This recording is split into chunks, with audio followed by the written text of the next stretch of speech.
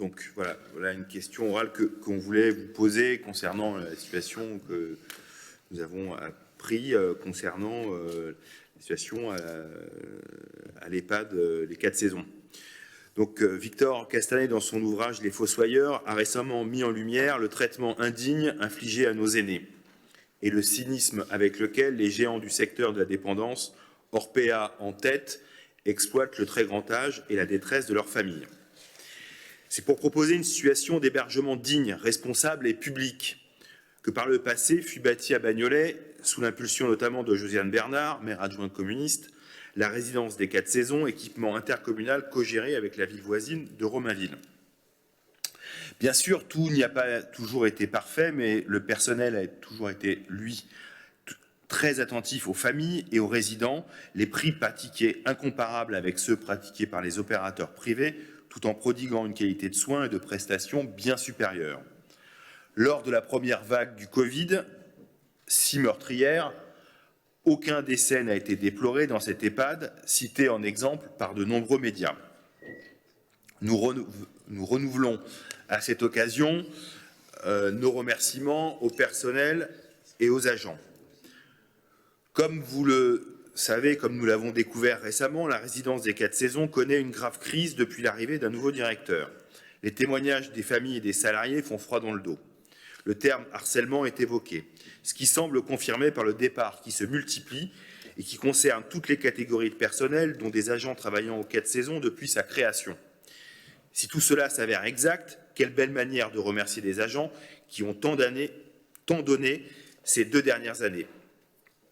Les agents du service public, si mal payés par ailleurs, et les agents du service public aujourd'hui notamment, étaient dans la rue pour l'exprimer. Notre inquiétude n'en est que plus vive quand on sait la difficulté à recruter dans notre département, particulièrement dans le domaine de la santé.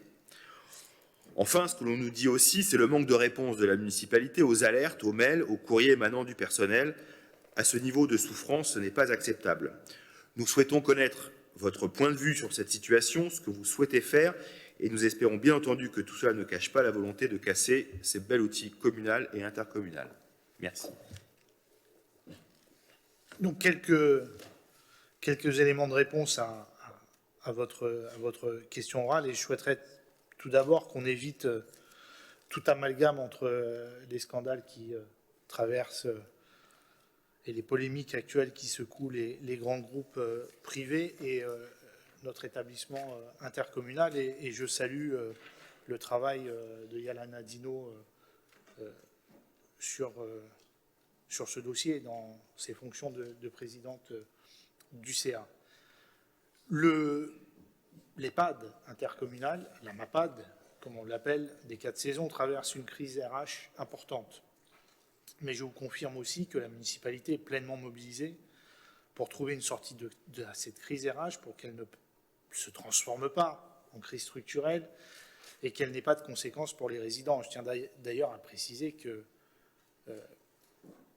dès qu'elle a été informée de difficultés au sein de la structure, la présidente a rencontré l'ensemble des personnes concernées et qu'aucune sollicitation n'a été adressée à la ville en tant que telle et au maire de Bagnolet en tant que tel, et que Yalana Dino travaille sur cette affaire depuis plusieurs semaines maintenant.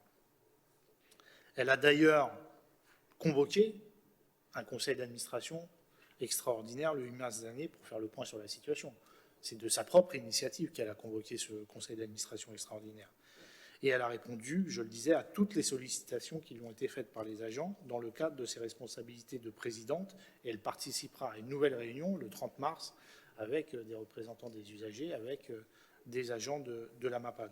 Le dernier conseil d'administration a validé le lancement d'un audit sur le fonctionnement de l'établissement qui sera mené par un organisme tiers. Le centre de gestion a été sollicité en l'occurrence pour mener ce travail, et il devra aboutir à des recommandations, à des préconisations et un plan d'action précis pour sortir des difficultés réelles